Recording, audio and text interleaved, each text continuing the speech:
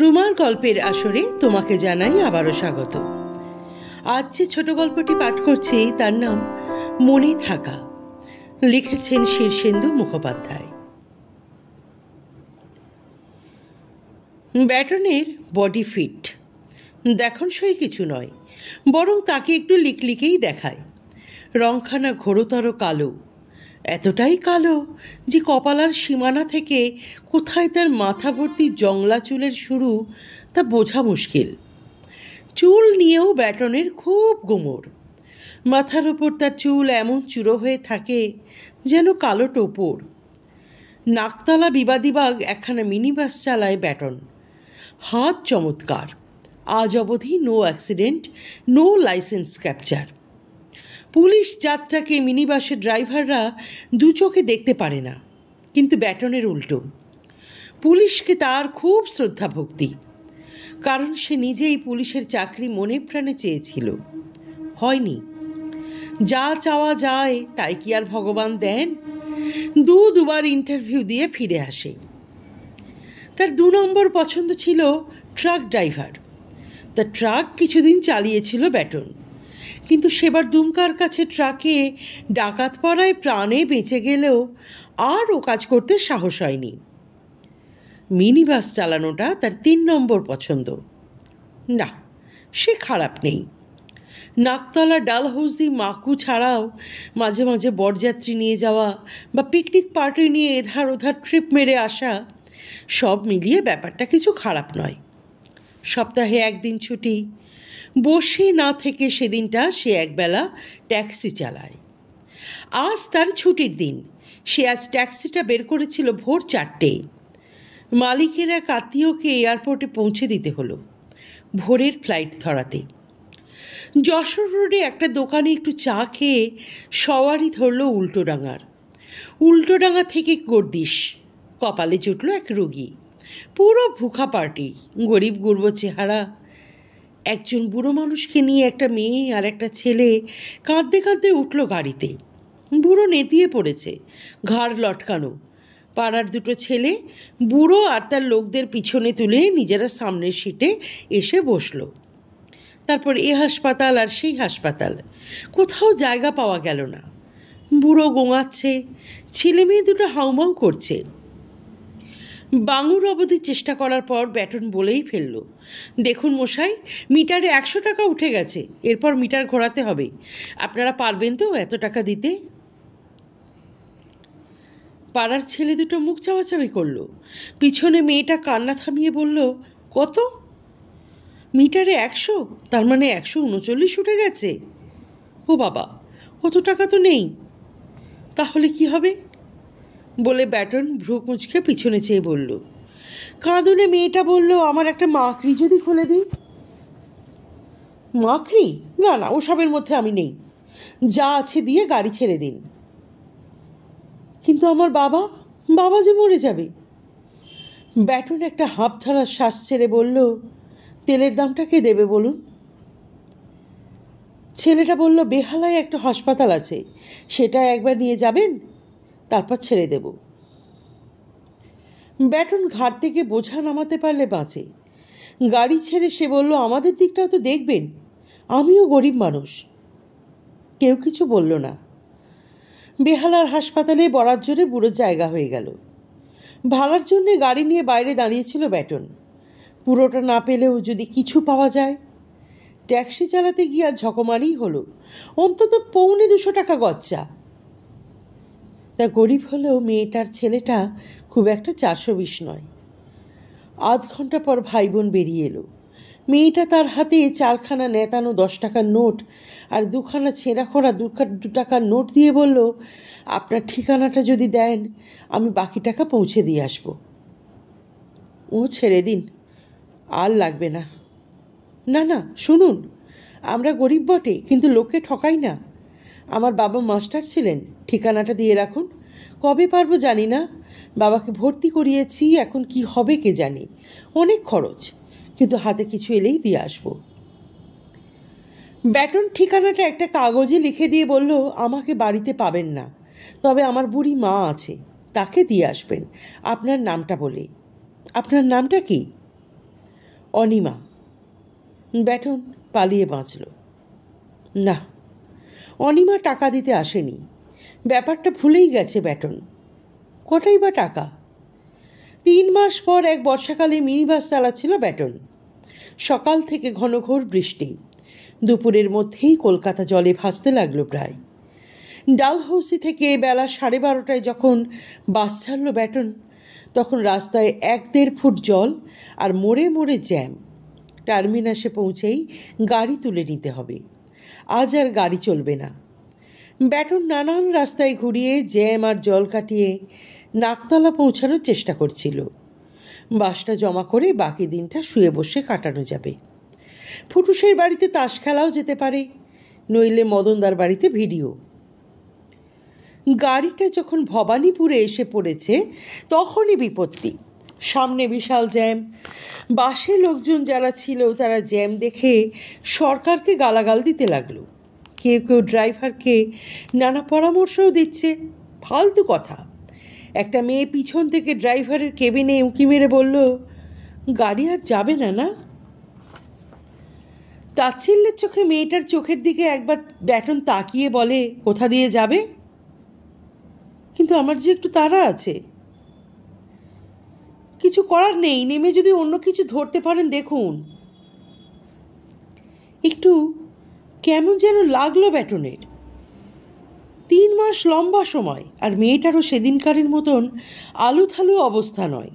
একটু সেজেছে, নীল শাড়ি, চুল খোঁপায় বাঁধা, কপালে টিপ। তবে ব্যাটন ঘাঁটল না, চেনাও দিল না। কি দরকার? কিন্তু মেয়েটা তার দিকে চেয়েই আছে। এটা চোখের কোণ দিয়ে লক্ষ্য করলো ব্যাটন। আচ্ছা শুনুন, আপনার মুখটা না খুব চেনা। ব্যাটন একটু হাসলো, কিছু বলল না। আপনি আমার বাবাকে হাসপাতালে পৌঁছে দিয়েছিলেন না? আপনার বাবা কেমন আছেন? ভালো। ওটা স্ট্রোক ছিল না, 2 দিন পরেই বাড়িতে নিয়ে আসি। ভালো। আপনার টাকাটা শোধ দিতে পারিনি। আরে তাতে কি আছে, ওটা ভুলে যান। ভুলবো? ভুলবার কি উপায় আছে? কত ভদ্র ব্যবহার করেছিলেন আপনি সেদিন। সহজে কি ভোলা যায়? কিছুই করিনি, ওরকম সবাই করে। আপনি কি মিনি বাস চালান? সব চালাই। Mini, taxi. কোথায় যাবেন? নাকতলা, আমার কাকার বাড়ি। বসে থাকুন। আসলে আমাকে আবার উল্টোডাঙা ফিরতে হবে। আজই ফিরবেন? পারবেন বলে মনে হয় না। বাইরে প্রবল থেকে প্রবলতর জোরে বৃষ্টি পড়ছে। চারিদিক ঢেকে গেছে ধুন্ধুমার বৃষ্টিতে। রাস্তায় জল বেড়ে যাচ্ছে। আতঙ্কিত মেয়েটি বলে, না ফিরলেই যে নয়। আজ না বেরোলেই ভালো করতেন। উপায় ছিল না যে। কেন উপায় ছিল না তার জানতে চাইল না ব্যাটন।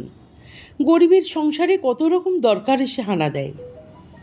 সে বলল, ওয়েদার ভালো হলে ফিরতে পারবেন। বাস ইঞ্চি ইঞ্চি করে এগোতে লাগলো। জলময় ভবানীপুরে বিস্তর গাড়ি ফেঁসে রাস্তায় ব্লক তৈরি করেছে। কাটিয়ে এগোনো খুব ঝামেলা। অখণ্ড মনোযোগে বাসটা চালাচ্ছিল ব্যাটন। নাকতলা টার্মিনাসে যখন বাস থামল, তখন 2-4 জন ছাড়া বাসে যাত্রী ছিল না। প্রবল বৃষ্টিতে চারদিক লঙ্কাকাণ্ড হয়ে গেছে। মেয়েটা জড়সড় হয়ে দাঁড়িয়ে, হাতে বেঁটে ছাতা। এই বৃষ্টিতে অবশ্য ছাতা কোনো কাজেই লাগবে না। ব্যাটন ড্রাইভারের সিটে বসেছিল, নামেনি, তারা নেই। মেয়েটার দিকে চেয়ে বলল, কি করবেন? মেয়েটা ম্লান মুখে বলল, আজ যে কি বৃষ্টি। একটু ইতস্তত করে মেয়েটা নামল এবং প্রায় সঙ্গে সঙ্গে এই প্রবল বৃষ্টি ঝড়োখায় আবছা হয়ে গেল। কোথায় গেল কে জানে। ব্যাটন মেয়েটার কথা একটু ভাবল। টাকা শোধ দিতে চায়, তার মানে মেয়েটার স্বভাব ভালো। ভালো স্বভাবের লোকজন দুনিয়া থেকে কমে যাচ্ছে। 10 মিনিটের মাথায় পানুর চায়ের দোকানে বসে মেয়েটাকে ভুলে গেল ব্যাটন। মনে রাখার কোনো কারণও তো নেই। দিন 15 বাদেই নাকতলা টার্মিনাসে বেলা 2টোয় গাড়ি নিয়ে ঢুকেই ব্যাটন স্টার্টার শম্ভুর কাছে শুনল কে একটা মেয়ে তার জন্য অপেক্ষা করছে। শম্ভুর দোকানের বেঞ্চে বসে আছে অনেকক্ষণ ধরে, তার উপর গরমটাও পড়েছে আলিশান। ব্যাটনের মেজাজ আজ টপে ছিল, কিন্তু এই খবরটা শুনে একটু যেন নরম হলো। সেই ভালো মেয়েটা নাকি, অনিমা না কি যেন নাম? হ্যাঁ, অনিমাই শম্ভুর দোকানের বেঞ্চের কোণে বসে গরমে ঘামছে। আরে কি খবর? অনিমা ম্লান একটু হেসে বলল, ধার কবে পুরো শোধ হবে জানি না, আজ কিছু দিয়ে যাচ্ছি। ব্যাটন অবাক হয়ে বলল, আরে সামান্য টাকার জন্য এত ব্যস্ত হচ্ছেন কেন? আপনার কাছে সামান্য, কিন্তু আমার দিতে তো ঋণটা রয়ে গেছে। মেয়েটা তার ব্যাগ থেকে একটা ময়লা 50 টাকার নোট বের করে তার হাতে দিয়ে বলল, আজ এর বেশি পারলাম না। ব্যাটন টাকাটা নিয়ে পকেটে রেখে বলল, চা খেয়েছেন? না, আমি চা খাই না। তাহলে ঠান্ডা কিছু খাবেন? হেসে অনিমা বলল, আমার টনসিলের দোষ আছে। তাহলে ডাব খান। অনিমা একটু লজ্জা পেয়ে বলে, না থাক, আমি যাই। কোথায় যাবেন? কাকার বাড়ি। আপনার কাকা কে বলুন তো? চিনবেন না, কাকাও গরিব, বৈষ্ণবঘাটা বাইলেনে বাড়ি, জ্যোতিষী করেন, পুরুতগিরি করেন। একটু তাচ্ছিল্য ফুটল ব্যাটনের গলায়। অনিমা বলল, গরিব হলেও এই কাকাই দফায় দফায় আমাদের সাহায্য করেন, বেশি পারেন না, যা পারেন দেন, ব্যাচেলার মানুষ তো। ব্যাটন বলল, আপনার মুখ শুকিয়ে গেছে, একটা ডাব খান, গরমে ডাব খুব ভালো জিনিস। মেয়েটা উঠে দাঁড়িয়েছিল, এই কথায় বসে পড়ল। হ্যাঁ বা না কিছুই না বলে শুধু একটু হাসল। ডাবওয়ালার কাছ থেকে একটা ডাব নিয়ে এলো ব্যাটন, নিজেই স্ট্র লাগানো। অনিমা চুকচুক করে অনেকক্ষণ ধরে ডাব খেলো, তারপর বলল, খুব তেষ্টা পেয়েছিল ঠিকই, কোনো দরকার নেই। তবু ব্যাটন হঠাৎ বলল, আচ্ছা আপনাদের চলে কিসে? অনিমা হেসে বলল, চলে আর কোথায়, বাবা রিটায়ার করার আগেও অবস্থা ভালো ছিল না, এখন আরও খারাপ। আমি টিউশনি করি আর উলবুনি, তাতে যা হয়। বাড়িটা কি নিজেদের? না, আমরা বস্তিতে থাকি। আজকাল বস্তিতেও বড্ড বেশি ভাড়া। আচ্ছা, আজ আসি। ঠিক আছে, আবার একদিন এসে বাকিটা শোধ দিয়ে যাব। আমার কিন্তু আর বেশি পাওনা নেই। অনিমা মাথা নেড়ে বলে, মিথ্যে কথা আর বলতে হবে না, আমার হিসেব মতো আপনি এখনও 170 টাকা পাবেন। আমি তো 100 টাকাও পুরো দিতে পারিনি। ব্যাটন এই আশ্চর্য মেয়েটার দিকে তাকিয়ে এই প্রথম বুকে একটা কষ্ট টের পেল। বড্ড ভালো তো মেয়েটা, এরা এত কষ্ট পায় কেন? আসি বলে মেয়েটা চলে গেল। ব্যাটন মেয়ে ছেলেদের নিয়ে ভাবে না মোটেই, সে বিয়ে টিয়ে করবে না, ওসব তার পোষাবে না। গাড়ি চালাবে, খাবে দাবে, ফুর্তি করবে, এই তার জীবন দর্শন। কিন্তু আজ মনে হলো এই রকম মেয়ে পেলে। ব্যাটনের বাস গতির জগতে, ঝড়ের বেগে কলকাতার খারাপ রাস্তায় যখন মিনি চালায়, তখন কোমল নরম সব চিন্তাভাবনা কোথায় উড়ে চলে যায়। অনিমাও বেশিক্ষণ মাথায় রইল না, তবে মাঝে মাঝে মেয়েটাকে মনে পড়তে লাগলো তার। মাস দেড়েক বাদে এক রোববারের সকালে তাদের বাড়িতে মেয়েটা এসে হাজির। সকাল 6টা বাজে। ব্যাটনের এ সময়টায় গাঢ় ঘুম হয়। মা এসে ডেকে তুলে বললেন, ওরে ওঠ ওঠ, একটা মেয়ে এসেছে। ব্যাটন উঠল, দেখল অনিমা বারান্দায় একটা লোহার চেয়ারে বসে আছে, ঘরমাক্ত মুখ, মুখে লাজুক হাসি। আরে কি ব্যাপার? অনিমা মৃদু হেসে ঘুম ভাঙালো বুঝি।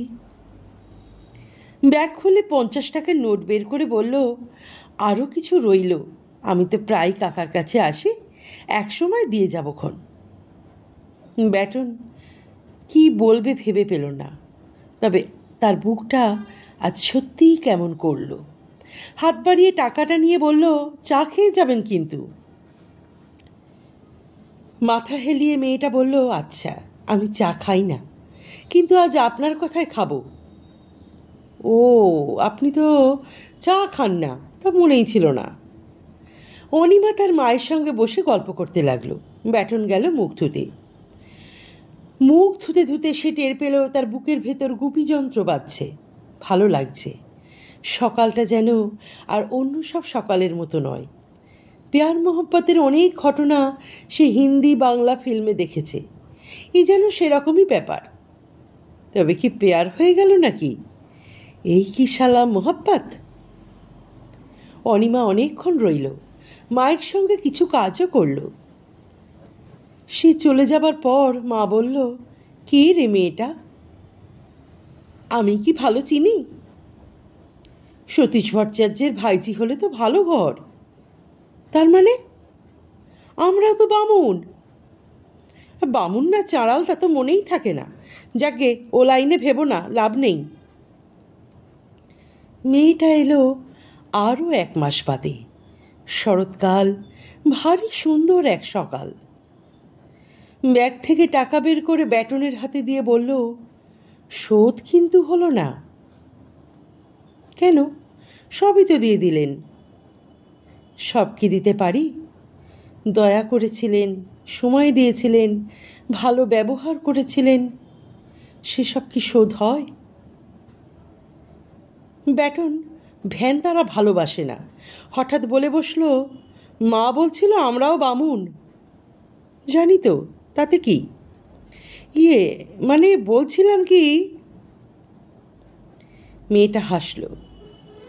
তারপর তাকে বিস্ময় পাথর করে দিয়ে বলল, আমাকে ভুলতে চান বুঝি?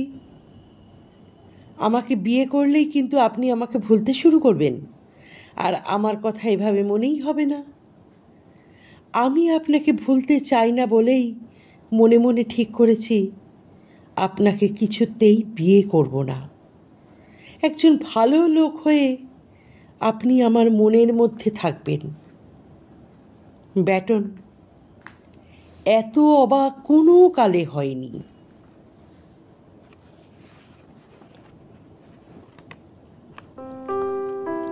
আজকের গল্পটি কেমন লাগলো?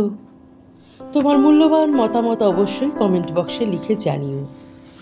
গল্পটি ভালো লাগলে একটি লাইক করে দিও, শেয়ার করে দিও পরিচিত প্রিয় বন্ধু এবং আত্মীয়দের মধ্যে। আর যারা এখনও চ্যানেলটি সাবস্ক্রাইব করনি, তারা কিন্তু চ্যানেলটি সাবস্ক্রাইব করে সঙ্গে থেকো।